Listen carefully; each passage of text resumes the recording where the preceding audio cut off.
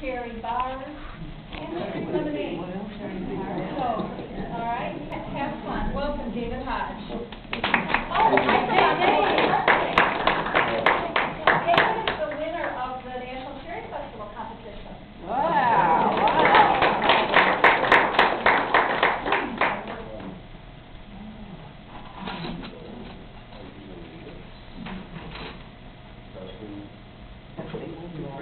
Testing 1, 2, 3. Okay, thank you.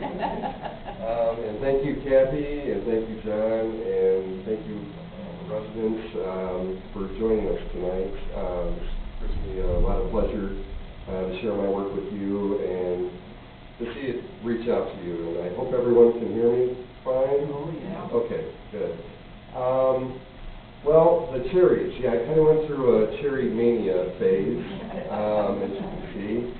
And it wasn't just because of Traverse City and because we have the Cherry Festival. One thing I like to point out about the cherry, there's kind of a magical quality to it. If you take a good look at a cherry, it kind of resembles a human heart.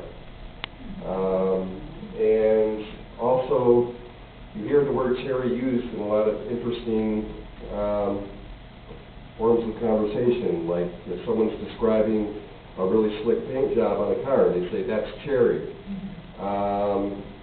And you also see cherry in a lot of streets around the country. I lived in Seattle for about 15 years, and one of the major thoroughfares in Seattle is Cherry Street. And so there is kind of this universal mythology about the cherry, and that's what really spoke to me, and it just happened to be very convenient that Traverse City is the cherry capital.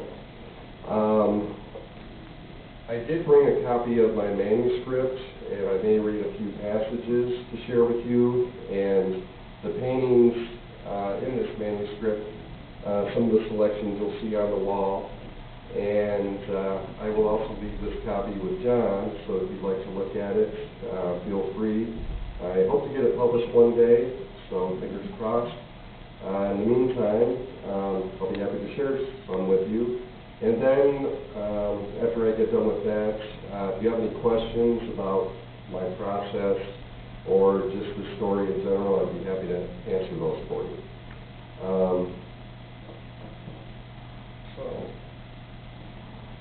And I won't pass this around, sorry. That is the Cherry Festival image this year.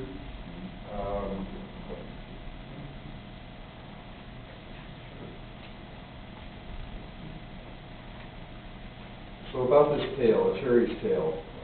It's really a fairy tale, a modern fairy tale, and it's any good fairy tale has a little bit of its darker side, but it usually ends with a happy ending, as this story does.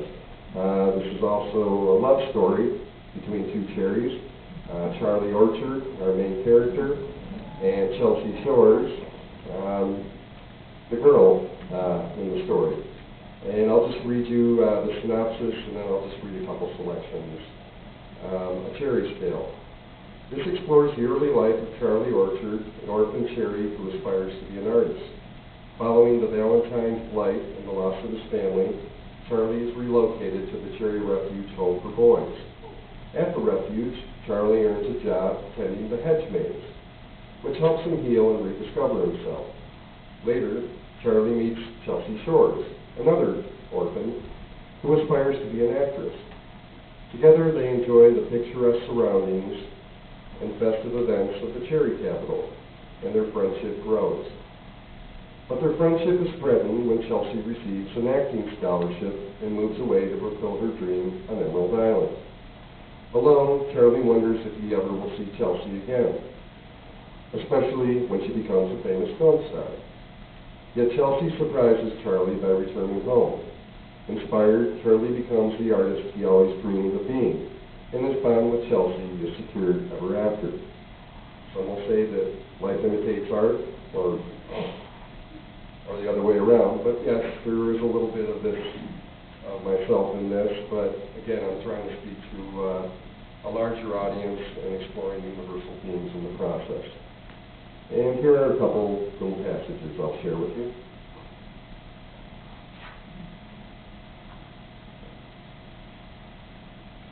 And if you get a chance to look at this, what I do, I have on one page the text, and that is accompanied by the image with it, and it kind of goes that way all the way through, and there's 70 paintings in it.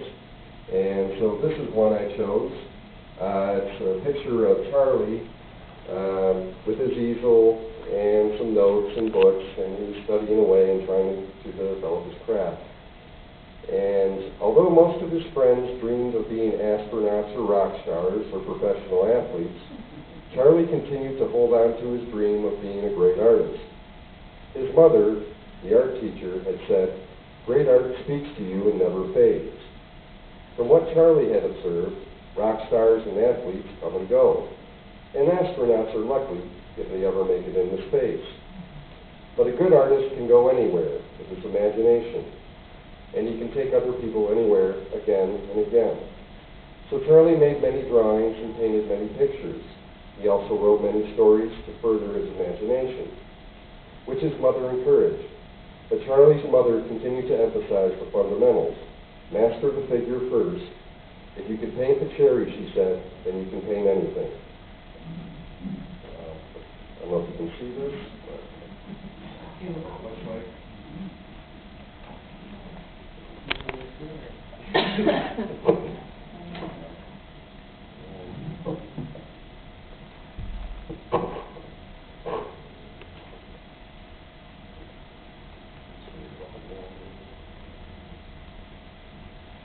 Is everyone looking forward to dessert? Oh,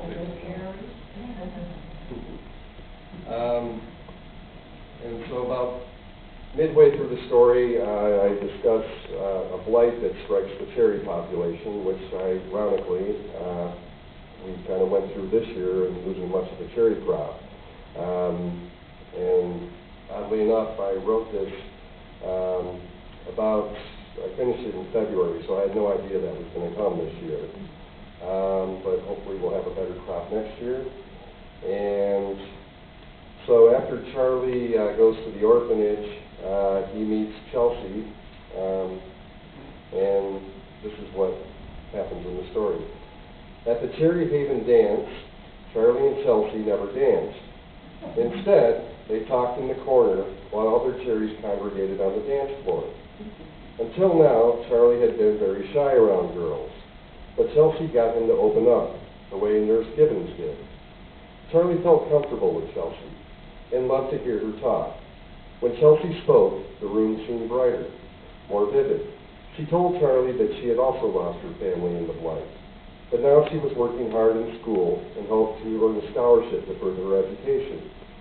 Charlie asked Chelsea if she had ever read Legends and Labyrinths. She hadn't. So Charlie told her about the book, although he didn't tell her about the princess, fearing it might make her uncomfortable. Charlie said he would like to read it to her someday. When the dance ended, Chelsea suggested they talk again. "Would you like to join me on a field trip next week?" she asked. "I'd love to," Charlie said.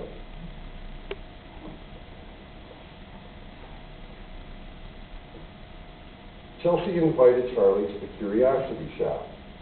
"Why the Curiosity Shop?" Charlie asked. It was a dingy old place that few cherries ever visited anymore. "So you can meet Mr. and Mrs. Big," she said. "Who are they?" "They're on display." At the shop, Charlie and Chelsea took a seat in front of Mr. and Mrs. Biggs, and Charlie became very silent. Charlie whispered, "They're very strange."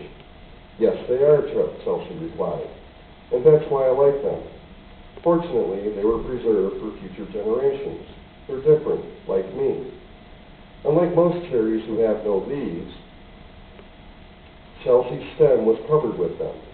She told Charlie that many cherries made fun of her leaves, and that's why they sat in the corner at the dance that night. But Charlie loved Chelsea's leaves. She was the most beautiful cherry Charlie had ever seen." Who would have thought? I'll read this last passage. Later that summer, Charlie and Chelsea attended the film festival, where they saw a double feature on the giant inflatable screen by the bay. The first film was a classic gangster movie, Scarface. While watching the film, Chelsea said, "Are you a tough guy, Charlie Orchard?" Knowing that most girls like tough guys, Charlie didn't know what to say. "Maybe, but I have to be." "Being strong and being tough are two different things," she replied. "What do you mean?" Charlie asked. "Real strength comes from within," Chelsea explained. "Toughness is a shell, a show." "Oh," Charlie said. Chelsea smiled and added, "What I'm saying is, I always hope you stay strong, Charlie Orchard." And to make a somewhat long story short, as I mentioned earlier in the synopsis, Chelsea goes off and becomes a famous film star, and Charlie feels